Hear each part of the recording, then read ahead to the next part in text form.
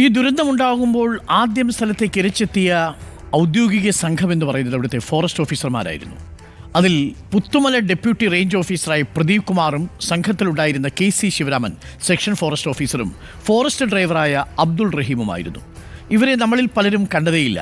ഞങ്ങളിങ്ങനെ യാദൃച്ഛികമായ ഭാഗത്തേക്ക് പോയപ്പോഴാണ് ഈ സംഭവസ്ഥലത്ത് ആദ്യം എത്തിയ ജീപ്പ് ഇവരുടെ ഫോറസ്റ്റ് ഓഫീസിലെ ജീപ്പായിരുന്നു.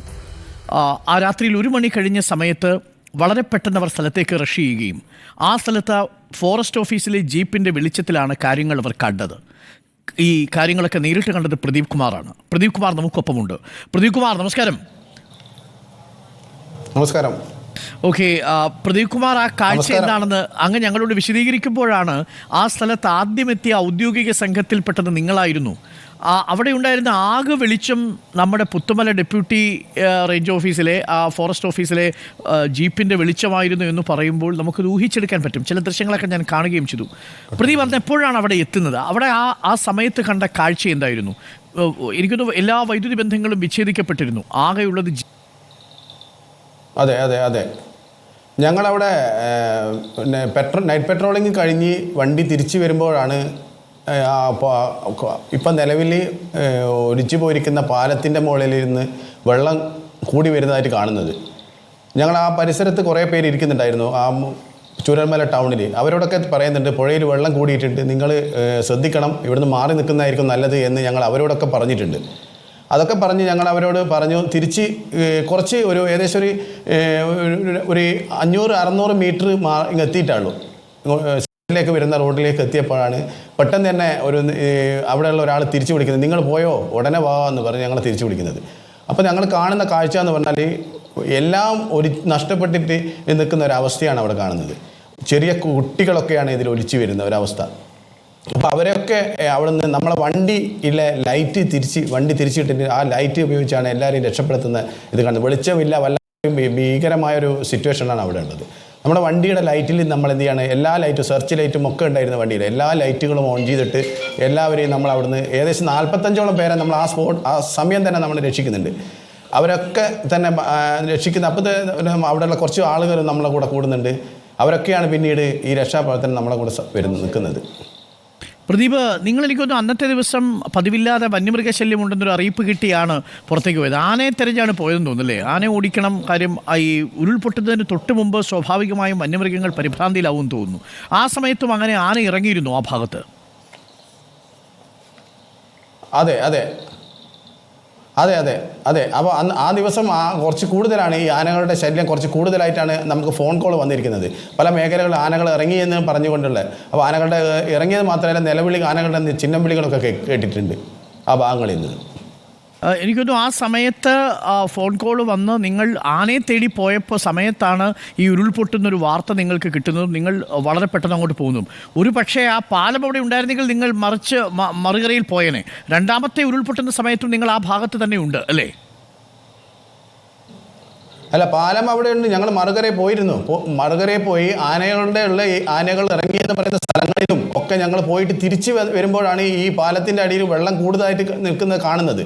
ഏകദേശം ഒരു 5 മിനിറ്റ് ഞങ്ങൾ കൂടുതൽ ആ പാലത്തിൽ ചെലവഴിച്ചിട്ടുണ്ടെങ്കിൽ ഒരു പക്ഷേ ഇന്ന് ഞങ്ങൾ ആരും തന്നെ ഈ സ്റ്റേഷനിലുള്ള ഏകദേശം പകുതിയോളം സ്റ്റാഫ് ഉണ്ടാകില്ല, വാഹനവും പോയിട്ടുണ്ടാവും. അതായത് ആ പാലത്തിലൂടെ അവസാനം യാത്ര ചെയ്ത് ജീപ്പ് നിങ്ങളുടെ ഫോറസ്റ്റ് ഓഫീസിലെ ജീപ്പാണ്. അവസാനം ആ പാലത്തിലൂടെ സഞ്ചരിച്ചത് നിങ്ങളാണ് അല്ലേ പ്രദീപ് കുമാർ? അതിനുശേഷം നിങ്ങൾ കണ്ട കാഴ്ച എന്താ മറുകരയിൽ വന്ന് രണ്ടാമത്തെ ഉരുൾ പൊട്ടുന്ന സമയത്ത്? അതെ അതെ അതെ അതെ അതെ അതെ ഈ ആദ്യത്തെ ഉരുൾപൊട്ടി ഉള്ള രംഗത്തിനാണ് നമ്മൾ ഇത്രയും പേരെ രക്ഷപ്പെടുത്തിയത്. പിന്നീട് അവിടുന്ന് രക്ഷാപ്രവർത്തനം നടത്തിക്കൊണ്ടിരിക്കുന്ന സമയത്താണ് പിന്നെ രണ്ടാമതും ഇവിടെ ഉരുൾപൊട്ടി വെള്ളം കയറിയിരിക്കുന്നത്. അതിൽ നമ്മൾ കാണുന്നത് രക്ഷാപ്രവർത്തനത്തിന് ഇറങ്ങിയിരിക്കുന്ന, എനിക്ക് തോന്നുന്നു ഒരുപാട് പേര് അതിൽ പ്രാണൻ കൊണ്ട് ഓടിയിട്ടുണ്ടാവും ആ സമയത്ത്. ആ ഓട്ടം എന്ന് പറഞ്ഞാൽ ഒരു ജീവൻ കൈ പിടിച്ചുകൊണ്ടുള്ള ഓട്ടമാണ്. എങ്ങനെ രക്ഷപ്പെടാം എന്നുള്ളതാണ് എല്ലാവരും നോക്കുന്നത്. ഭീകരമായിരുന്നു ആ രണ്ടാമത്തെ ഉരുൾപൊട്ടിയ സമയത്തുണ്ടായിരുന്ന രംഗം. നിങ്ങളും ആ സമയത്ത് തിരിഞ്ഞോടുകയാണ്. അപ്പോൾ ജീപ്പൊക്കെ റിവേഴ്സ് എടുത്ത് പുറകോട്ട് പോയി? അതെ അതെ അതെ ജീപ്പൊക്കെ റിവേഴ്സ് എടുത്ത് ആൾക്കാർ ജീപ്പ് ഉപേക്ഷിച്ച് ഓടുന്നവരുണ്ട്.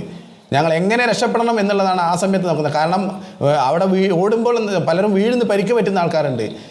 മാത്രമല്ല ചളി വന്ന് കയറിയിരിക്കുകയാണ്, മൊത്തം ആ റോഡ് മൊത്തം ചളിയിലാണ്. കാല് ശരിക്കും ഏകദേശം മുട്ടിന് മേലോട്ടം നമ്മൾ ചളിയിൽ കാല് താഴ്ന്നു പോയിക്കൊണ്ടിരിക്കുകയാണ്. ഓടുവാൻ പറ്റാത്തൊരവസ്ഥയാണ്. പ്രദീപിന് അവിടുത്തെ ഒരു എനിക്ക് തോന്നുന്നു ആ രക്ഷാപ്രവർത്തനത്തിൽ ഏർപ്പെട്ട പലർക്കും ചിലപ്പോൾ ഇന്ന് പ്രതീക്ഷനെ പോലുള്ളവരൊക്കെ നമുക്ക് നഷ്ടപ്പെട്ടു. പ്രദീപ്, ആ സ്ഥലത്ത് ഈ പ്രകൃതി വളരെ നന്നായിട്ട് അറിയാമല്ലോ. മുകളിൽ ഈ പുഞ്ചിരിവട്ടം ഭാഗത്തേക്ക് പ്രദീപ് കുമാറും സംഘവും ഒക്കെ പോയിട്ടുണ്ടോ നിങ്ങളെല്ലാവരും? ഈ ശിവരാമനും അബ്ദുൾ റഹീമും ഒക്കെ പോയിട്ടുള്ള സ്ഥലങ്ങളായിരിക്കുമല്ലോ, പുഞ്ചിരിമട്ടവും ആ താഴെയുള്ള പ്രദേശങ്ങളുമെല്ലാം. പിന്നീട് ഇപ്പോൾ കാണുമ്പോൾ നിങ്ങൾക്ക് എങ്ങനെയാണ് അത് ഫീൽ ചെയ്യുന്നത്? അതൊന്ന്. രണ്ടാമത്, ഇനിയിപ്പോൾ ഈ മൃതശരീരങ്ങളൊക്കെ എവിടെ നിന്ന് കണ്ടെത്തും? നിങ്ങളുടെ ഒരു ധാരണ എന്താണ്? അതൊഴുകി അങ്ങ് ചാലിയാർ വരെയൊക്കെ പോകാനുള്ള സാധ്യത കൂടുതലല്ലേ പ്രദീപ്? അതെ, നിലവിൽ ആ സ്ഥലങ്ങളിൽ മുൻപ് കാലങ്ങളിൽ പോയ ഞങ്ങൾക്ക് പോലും ആ സ്ഥലം ഇപ്പോൾ തിരിച്ചറിയാൻ പറ്റാത്തൊരവസ്ഥയാണിത്. ഇവിടെ ഏതാണ് ഈ സ്ഥലം എന്ന് നമ്മൾ ഒരു ഒരു പുതിമുഖം അവിടെ വന്നാലുണ്ടാകുന്ന ഒരവസ്ഥയാണ് ആ സ്ഥലങ്ങളിൽ കാണുന്നത്. പുഞ്ചിരിവട്ടം ഭാഗമൊക്കെ പ്രദേശം മുഴുവൻ പോയിരിക്കുകയാണ് ആ ഉരുൾപൊട്ടലിൻ്റെ ഭാഗമായിട്ട്. പല സ്ഥലങ്ങളും തന്നെ തിരിച്ചറിയാൻ പറ്റാത്തൊരവസ്ഥയാണത് ഇപ്പോൾ.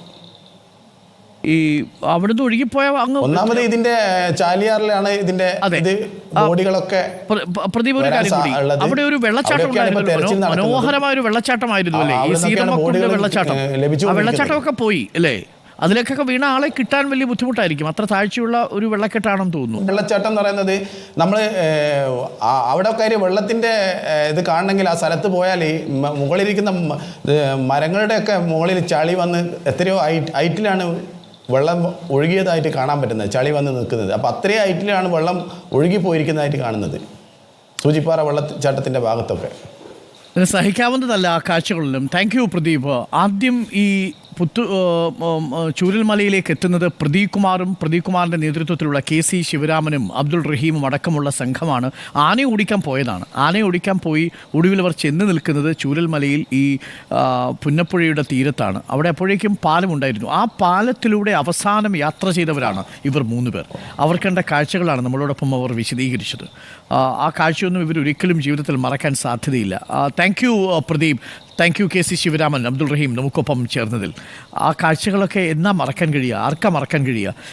നിമിഷ നേരം കൊണ്ടാണ്, 5 മിനിറ്റിൻ്റെ വ്യത്യാസത്തിലാണ് ആ പാലത്തിൽ നിന്ന് ഇവർ രക്ഷപ്പെട്ട് മറുകരയിലേക്ക് വന്നത്. ഇല്ലെങ്കിൽ ആ പാലത്തോടൊപ്പം ഈ ഫോറസ്റ്റ് ജീപ്പും ഒലിച്ചു പോകുമായിരുന്നു. പ്രദീപും അബ്ദുൾ റഹീമും ഒപ്പം ശിവരാമനും ഒക്കെ ഒരു ഓർമ്മയായി തീരുമായിരുന്നു. ആ നടുക്കുന്ന ഓർമ്മകൾ അവരുടെ ഈ സർവീസ് കാലത്തുടനീളം ഉണ്ടാവും എന്നുള്ളതാണ്. എങ്കിലും അർദ്ധരാത്രിയിലെത്തി കുറേയേറെ പേർക്ക് ജീവൻ തിരികെ കൊടുക്കാൻ സാധിച്ച സംഘത്തിലുള്ളവരാണ് നിങ്ങളെന്നറിയുമ്പോൾ ഞങ്ങൾക്കൊക്കെ വലിയ അഭിമാനമുണ്ട്. നിങ്ങളെപ്പോലുള്ള ഫോറസ്റ്റ് ഓഫീസർമാർ കയ്യിൽ ജീവൻ പിടിച്ചുകൊണ്ടാണല്ലോ ഇത്തരം രക്ഷാപ്രവർത്തനത്തിന് ഇറങ്ങുന്നത് ഓരോ തവണയും. താങ്ക്